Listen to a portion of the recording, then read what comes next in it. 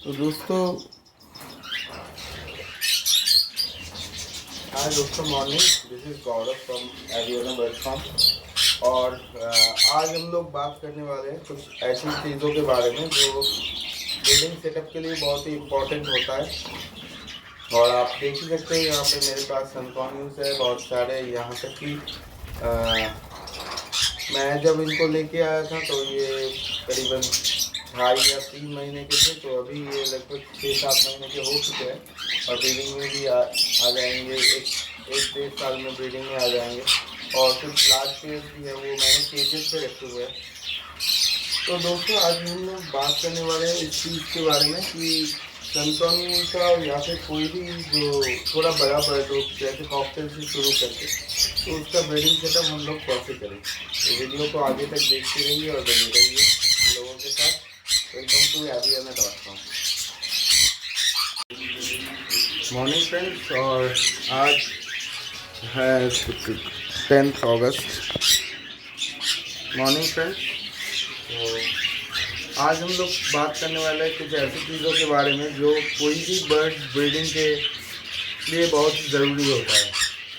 देखिए अभी तो थोड़ा ये बहुत चीज़ चल रहा है कि बर्ड के लिए लाइसेंस बनाना है, रजिस्ट्रेशन बनाना है।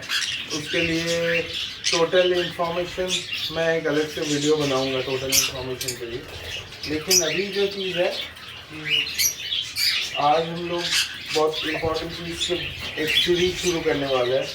तो उसमें बर्ड्स को हम लोग किस तरह से रखें तो वो ब्रीड पे आ जाए।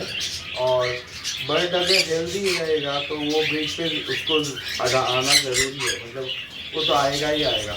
आपको इन सारी चीज़ों का ख्याल रखना है जो मैं आपको बता रहा हूँ। तो वीडियो को आगे तक देखते रहिए और बने रहिए मेरे साथ। एवियाना बर्ड फार्म में आपका बहुत बहुत स्वागत है। चैनल को लाइक और सब्सक्राइब ज़रूर करें। तो दोस्तों हम लोग जो बात कर रहे थे सिर्फ सनकॉन्यू के बारे में नहीं है। ये जितने सारे लार्ज पैरेट्स है ना, सारे के सारे लार्ज पैरेट्स ही उनके लिए एक स्पेस की ज़रूरी होता है, स्पेस रिक्वायरमेंट रहता है। तो मैं क्या करता हूँ, जो मेरा थंब रूल है कि हर एक बर्ड के लिए हम लोग 12 स्क्वायर फीट का एक फ्लोर एरिया नाप लेते हैं। 12 स्क्वायर फीट मतलब हम लोगों का जो रूम के साइज का होता है, जो ज़मीन होता है, हर बर्ड के हिसाब से 12 स्क्वायर इंच का आपको एक फ्लोर एरिया देना है। ठीक है, अगर आप फ्लोर एरिया दे रहे हैं तो आपका ऊपर वाला हिस्सा भी वही 12 स्क्वायर इंच बोल रहा हूँ, 12 स्क्वायर फीट के हिसाब से ही आ जाएगा टोटल। तो उस हिसाब से अगर आप 10 पेड़ तो रख रहे हो, तो रूम अगर कॉलोनी ब्रीडिंग अगर करनी है तो उसके अंदर आपको ये चीज़ अपनी ध्यान रखनी है कि टोटल अगर 10 पेड़ हो तो उसके लिए 120 स्क्वायर फीट की ज़रूरत होती है। मतलब आप अगर एक 10x12 का अगर रूम बना लो तो 120 स्क्वायर फीट का बन जाता है। ठीक है, तो कभी भी ऐसा रूम मत बनाओ कि चौड़ाई बहुत लंबा हो गया, जैसे कि बहुत सारे लोग कहते हैं कि मैं 6 फीट बाई 20 फीट लंबा बना दूँ। तो उसमें क्या होता है कि ब्रीडिंग के लिए थोड़ा सा प्रॉब्लम हो जाता है। पहला चीज़ ये था। दूसरा वाला ये है कि आपका जो ओपन एवियरी है, बर्ड है, वो अच्छी तरह से फ्लाई कर पाए, इसके लिए आपको ओपन जोन देना है। बर्ड को बहुत सारा ओपन जोन देना है। आप जितना सारा ओपन जोन बर्ड को दोगे उतना अच्छा फ्लाई करेगा। और फ्लाई करते करते ये लोग क्या करेंगे कि जब अपना जो इन लोगों का जो हेल्थ है, फ्लाई करने की वजह से ये बहुत ही अच्छा रहेंगे। ठीक है, तीसरा चीज़ ये है कि आप कहीं पे भी रूम बनाओ, उस रूम पे आपको बर्ड, उस रूम का जो एरिया है वहाँ पे बहुत सारा लाइट होना चाहिए, एटलीस्ट 12 से 13 घंटे। ठीक है, मैं बोलता हूँ कि खिड़कियों को बना के रखो, क्योंकि एक अगर 4 दीवार हो तो 4 दीवार में 4 खिड़कियाँ बना के रखो तो एक एम्पल ऑफ लाइट बन जाता है। 4 नहीं हो, कम से कम 3 हो। ठीक है, सुबह के 12 घंटे के टाइम पे बर्ड को धूप की भी ज़रूरत होती है, और ये चीज़ें उन लोगों का जितना ज़्यादा लाइट रहेगा उन लोगों का विटामिन डी का सिंथेसिस उतना ज़्यादा होगा, तो फिर बर्ड का प्लूमेज भी उतना ही ज़्यादा आएगा। ठीक है, और तो ऐसा ही करते हैं कि हम लोग भी मेरा जो ये बर्ड रूम है ये 10 बाई 12 का ही है, लेकिन उसमें मैंने पार्टीशन करके रखा हुआ है। तो ये सारी चीज़ें आपको ध्यान से रखनी है। तीसरा चीज़ ये है केजेस के सेटअप। अगर कोई बंदा केजेस में चल रहा है तो मैं कहूँगा उसको 4x2x2 का केज लेना ही है। 4x2x2 का केज हो तो सबसे बढ़िया है। कॉकटेल्स के लिए आप लोग 2.5 फीट बाई 2 फीट मतलब 2.5 फीट बाई 2 फीट का केज ले सकते हो, मतलब 5 स्क्वायर इंच का फ्लोर एरिया आप दे रहे हो उसको, तो 5 स्क्वायर फीट का फ्लोर एरिया दे रहे हो। लेकिन इससे छोटा केज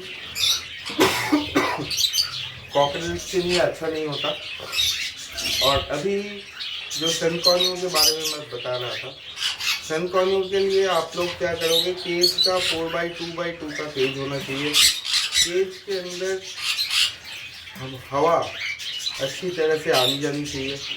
तीसरा चीज़ ये है कि आप केज को इस तरह से बनाओ कि ताकि खाना जो आप दे रहे हो, जो वेस्ट मटेरियल है बर्ड का या फिर जो भी खाना आप दे रहे हो, तो वो खाना आपको मतलब जो एक्स्ट्रा फूड है वो ताकि केज के नीचे चला जाए, आपको क्लीनिंग करने में भी आसानी हो, क्योंकि बर्ड रूम का हर 2-3 दिन में क्लीनिंग करना पड़ता है। ये वाला चीज़ आपको ध्यान में रखना है। ठीक है, कुछ ना हो कम से कम झाड़ू लगा लो, और उसके बाद रूम का फ्लोर फिनाइल से वॉश कर दो। फिनाइल वॉशिंग करो। मैं कहता हूँ कि लिक्विड ब्लीच जो है उसको यूज मत किया कीजिए, क्योंकि वो बर्ड के स्किन पे लग जाता है तो थोड़ा सा जलन टाइप का होता है। आप क्रियोजोट ऑयल या फिर क्रियोजोट ऑयल जो फिनाइल कॉन्सेंट्रेट आता है उसको क्रियोजोट ऑयल बोलते हैं हम लोग, तो उसको आप यूज़ कीजिए। ठीक है, और इसके बाद मैं आपको दिखाता हूँ टोटल सेटअप मेरा कैसा है, तो आपको समझ में आ जाएगा कि किस तरह से ब्रीडिंग का सेटअप करनी है। ठीक है, ओके, देखते रहिए फिर। तो दोस्तों ये मेरा सन कॉर्न्यू का सेटअप है, मतलब टोटल बर्ड रूम का सेटअप है, आप देख ही सकते हो यहाँ पे। तो ये बजीज का सेटअप है, इसका भी एक मैंने बहुत लंबा रूम बना के रखा है। आप लोग जाके मेरा पिछला वाला वीडियो भी देख सकते हो। तो आपके रूम्स के अंदर आपको चीज़ों की ध्यान रखनी है कि जो इलेक्ट्रिकल कनेक्शन है वो पाइप्स के अंदर होना चाहिए, जो बर्ड्स काट ना सके। ठीक है, हार्ड प्लास्टिक का पाइप होना चाहिए। और दूसरा ये वाला चीज़ है कि ये सारे के सारे तो मेरे ब्रीडिंग केज है, आप देख सकते हो, कलर्स इसके बहुत ही अच्छे हैं। तो रूम में ना आप एक एक्स्ट्रा अलग से दरवाज़ा बनाया करो इस तरह से, जो ओपनेबल हो, और ऊपर ऐसे स्प्रिंग वाला बना दिया करो ताकि वो अपने आप बंद हो सके। ठीक है, अभी ये जो आप देख रहे हो ये मेरा टोटल रूम का सेटअप है। इस रूम का लेंथ करीबन 8-10 फीट का होगा। लेंथ जो है वो 10 फीट का होगा। ये वाला हिस्सा मेरा थोड़ा सा कार्व्ड है, इसीलिए ये वाला हिस्सा करीबन 8 फीट का है। ठीक है, तो अभी तो यहाँ पे हम लोग आ गए हैं रूम के अंदर। तो बर्ड्स केजेस आपको किस तरह से लगानी चाहिए, पहली बात तो ये है कि आप देखो, मैंने इतने छोटे से रूम पे एक बड़ा वाला खिड़की इस साइड में, टोटल गेट भी मेरा नेट टाइप का, ओपन टाइप का नेट है। ठीक है, और साथ में 1, 2 और एक यहाँ पे बड़ा वाला खिड़की, 3, और ये सारे इसको लेके चौथा, मतलब टोटल 6 खिड़कियाँ मैंने बना के रखी हुई है। और आप देख सकते हो यहाँ पे बर्ड्स का जो उतना ज़्यादा बर्ड्स उतना ज़्यादा हाँफते भी नहीं है, अभी तो गर्मी बहुत ज़्यादा है, उतना ज़्यादा हाँफ भी नहीं रहे हैं। तो बर्ड्स के लिए ये खिड़कियाँ आपको हमेशा खुली ही रखनी पड़ेगी, क्योंकि बर्ड्स के लिए धूप और जो बारिश का पानी भी है वो थोड़ा बहुत आ जाता है, तो वो उनके लिए, बर्ड्स के लिए बहुत अच्छा ही होता है। ठीक है, तो बहुत सारे लोग कहते हैं बर्ड्स भीग जाएंगे, तो उसके लिए पानी आना ज़्यादा उतना अच्छा नहीं रहता। तो ऐसा कुछ नहीं है, वो अपना सेफ्टी को ध्यान से रख सकते हैं। और जो चीज़ें हैं मैं बता रहा था आपको कि जो बेडरूम के अंदर धूप की आने जाने की जगह है। दूसरा चीज़ है, आप खिड़कियाँ रखोगे तो उसका एडवांटेज क्या है, खिड़कियों में जाली लगवा दो, कोई दिक्कत नहीं। तो धूप जैसे ही आएगी बर्ड्स के अंदर विटामिन डी का उतना अच्छा मतलब धूप आने जाने का रास्ता बना हुआ रहेगा, तो बर्ड्स का विटामिन डी भी अच्छे से बर्ड्स के अंदर पहुंच जाएगा। ठीक है। तो फिर जो भी सॉफ्ट फूड आप यूज़ कर रहे हो उसके अंदर जो भी सप्लीमेंट्स आप दे रहे हो, कैल्शियम एब्जॉर्प्शन रेट उससे बढ़ जाता है, बर्ड्स के प्लूमेज जो है वो अच्छी तरह से बन जाते हैं। ठीक है। अभी तीसरा वाला ये चीज़ है कि मैं आपको ये वाला दिखाता हूँ। यहाँ पे मेरे इन बर्ड्स में धूप ज़्यादा नहीं लगते, तो इनका प्लूमेज उतना अच्छा नहीं है। लेकिन जिन बर्ड्स में धूप अच्छे लगते हैं, जैसे कि यहाँ पे ये वाला हो गया, या फिर मेरा ये सन कॉर्न्यूर आप देख सकते हो यहाँ पे, तो ये जो आता है ना, इस खिड़की से धूप आती रहती है, इस वजह से तो इन लोगों का जो कलर्स है वो कलर बहुत ही अच्छा निकल के आता है। ठीक है। और दूसरा चीज़ ये है, धूप जितना लगेगा बर्ड्स का उतना हेल्थ भी अच्छा रहेगा। ऐसा मत करो, ऐसा मत करो, ऐसा क्यों कर रहे हो, काम कर रहा हूँ तो तुम हम लोगों का ही काम कर रहा हूँ बेटा, तुम लोग तो मेरे पैर स्टार्ट हो ना, ओम बम बम बम बम। अच्छा, तो अभी दूसरा चीज़ ये है कि आपको क्या करना है, जो फ्लोर है, आप फ्लोर को देखो, मैं हर रोज़ क्लीन करता हूँ क्योंकि बर्ड फिर भी जस्ट कुछ ही घंटे में इतना गंदा कर देते हैं फ्लोर। ये जो फर्श है, ये फर्श आपको प्लेन सीमेंट का ही बनाना है ताकि आप रेगुलर क्लीन कर सको उसको। तीसरा चीज़ ये है कि बर्ड्स का जो आप लोग ट्रे बना रहे हो ना, आप दो तरह के कर सकते हो। आपको अगर रेगुलर इसके केजेस के अंदर ट्रे डालने की मतलब पॉसिबिलिटी है, आपको ट्रे डालने की सुविधा है, तो आप ट्रे डाल सकते हो इसके अंदर। लेकिन मैं क्या करता हूँ आपको दिखाता हूँ। मैं इस तरह से बर्ड के केजेस को जस्ट एक फ्रेम बना के, एक केज से दूसरे केज का करीबन 3-4 इंच का गैप रहता है। तो इससे क्या होता है कि जो ऊपर वाला हिस्सा रहता है पूप का, जो पॉटी वगैरह करते हैं या फिर वैसा है, तो तीनों के तीनों आप देख सकते हो, ये एक सेटअप के गैप हो गया, ये दूसरा गैप हो गया, ये तीसरा गैप हो गया। तो इन सारे के सारे में जस्ट पूप डायरेक्टली नीचे आ जाता है। और खाने का बर्तन जो है, मैं इस पानी के बर्तन को ठीक ऊपर वाले पानी से बर्तन से ही इस तरह से ही रखता हूँ ताकि कोई इसमें दिक्कत ना आए। ठीक है। तो ये वाला चीज़ एक इन्फॉर्मेशन था। और आप यहाँ पे मेरा कॉन्यूट का भी है, मतलब जावा का भी सेटअप देख सकते हो यहाँ पे। तो सारे के सारे सेटअप्स में ना मैंने इस तरह से लगाया हुआ है। अभी क्या होता है कि ऊपर वाला आपको तो रेगुलर क्लीनिंग करना ही है। इसमें क्या होता है, टोटल जो मैल है वो टोटल जितना ज़्यादा गंदगी है वो सारे के सारे वेस्टेज, फूड वेस्ट सारे के सारे नीचे डायरेक्टली आ जाते हैं। तो आप जस्ट पानी देके वाइपर से उसको साफ़ कर सकते हो हर 2 दिन में, 1 दिन में, या फिर हर रोज़। आपको अगर झाड़ू लगाने की आदत है बेडरूम में, तो आप उसको भी मेंटेन कर सकते हो आराम से। तो तीसरा चीज़ ये है कि बर्ड का सेटअप ऐसे आपको लगाना है ताकि जो बर्ड है वो फ्लाई कर सके और एक स्पीशीज़ दूसरा स्पीशीज़ को कभी भी डिस्टर्ब ना कर पाए।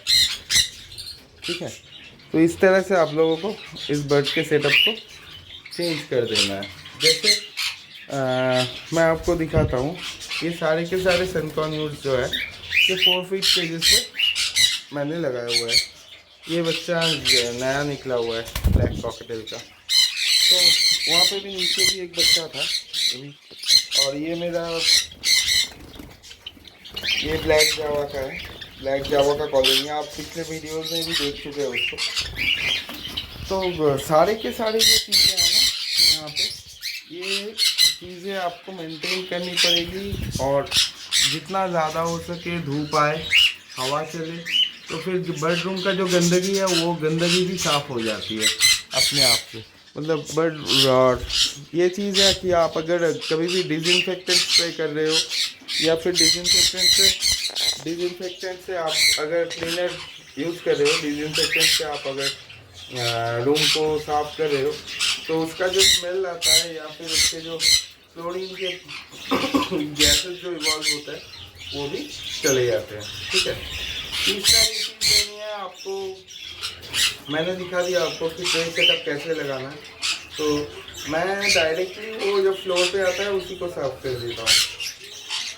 पानी का, पीने का पानी हमेशा जो बाउल है वो डीप बाउल में, थोड़ा सा डीप बाउल में दिया कीजिए, ज़्यादा बड़ा नहीं, बाउल छोटा हो लेकिन डीप बाउल होना चाहिए आपका।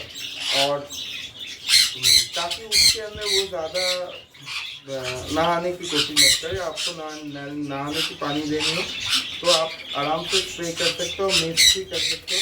मैंने इसके वाले भी एक वीडियो मैंने बनाया था तो वो आप देख सकते हो वहाँ पे। तो मिक्सिंग कर सकते हो वहाँ पे, आप लोग मिक्सिंग करके बर्ड को हफ्ते में एक दिन नहला सकते हो, कोई दिक्कत नहीं। और ये वाला चीज़ है कि पीने के पानी में ना बर्ड्स लोग हमेशा नहाने की कोशिश करते हैं।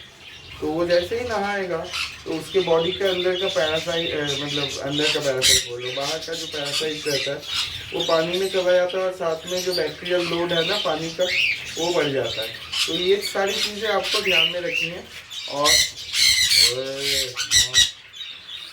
बहुत ज़्यादा आवाज़ करते हो, कान खराब कर दो।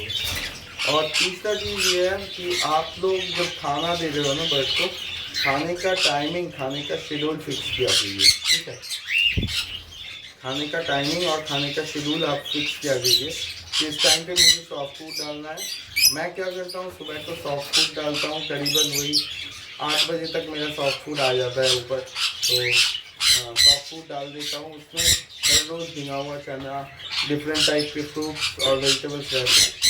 उस टाइम पे मैं क्या करता हूँ, सीड ज़्यादा डालता नहीं हूँ, कभी कभी सनफ्लावर सीड डाल देता हूँ जब दाना थोड़ा कम हो जाता है, तो मतलब भिंगा हुआ सॉफ्ट फूड थोड़ा कम हो जाता है तो सनफ्लावर सीड डाल देता हूँ उसमें।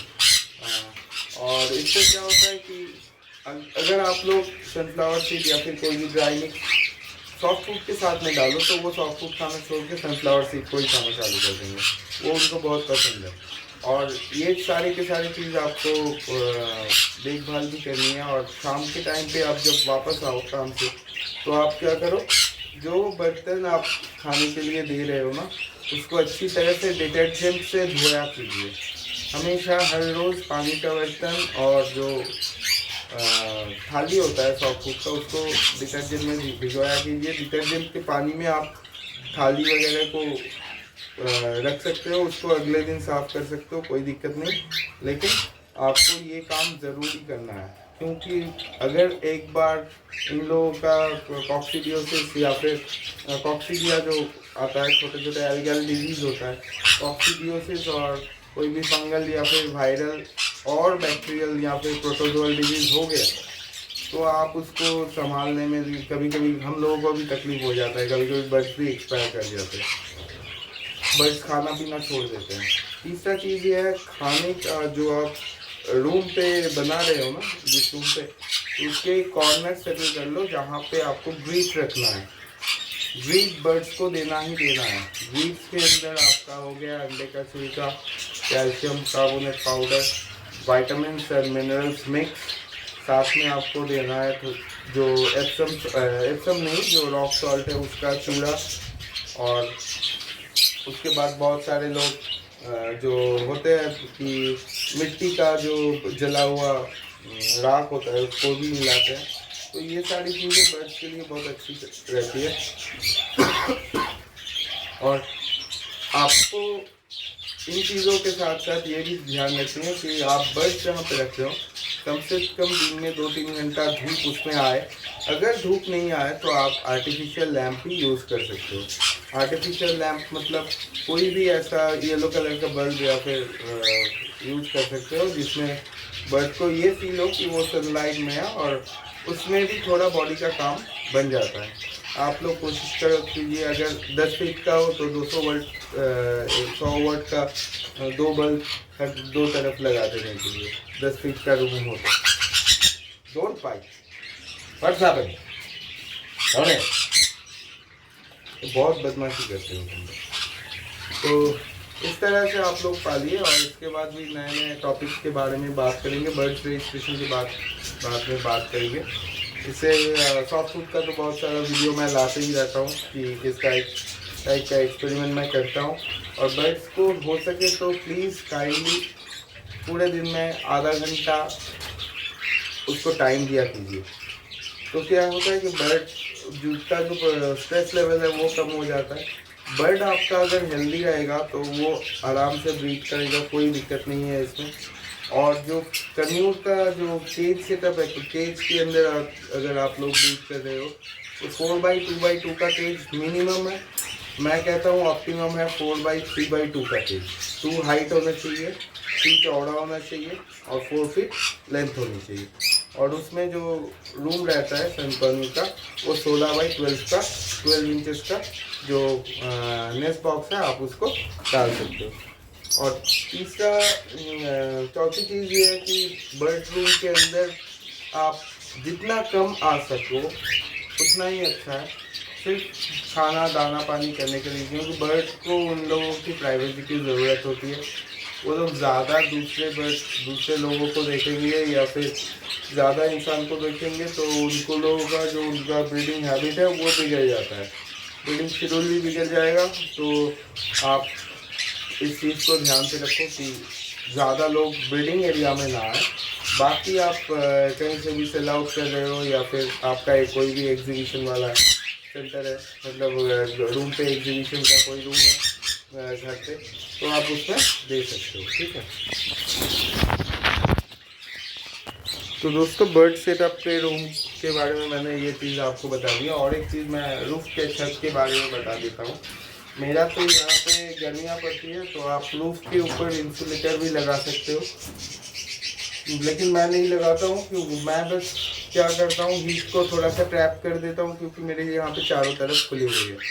तो ये था आज के लिए इंफॉर्मेशन, जो रूम्स आपको कैसे करने हैं, आपको बेड रूम कैसे सेटअप करने हैं और उसका साइज क्या क्या होना चाहिए। और इसके बाद भी मैं बहुत सारे ब्रीडिंग टिप्स और इन्फॉर्मेशन लाता रहूँगा। So take care, have fun and keep birding.